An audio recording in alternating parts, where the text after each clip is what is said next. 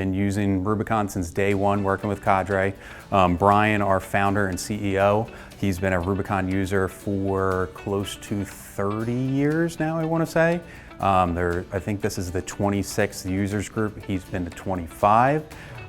Been with the company 10 years. I've been to 9 users groups. What I get out of it, like for example, for today, I've met with 2 different vendors. We've been emailing back and forth for several years, never met face to face. It's always great to put a face to a name.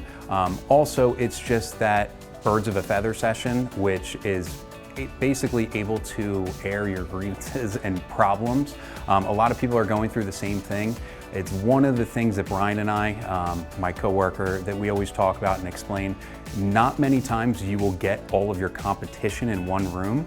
We're not really trading customer secrets, but it's kind of basically trading secrets how to correctly utilize the software. So it is a very open dialogue and very responsive, I would guess you'd say.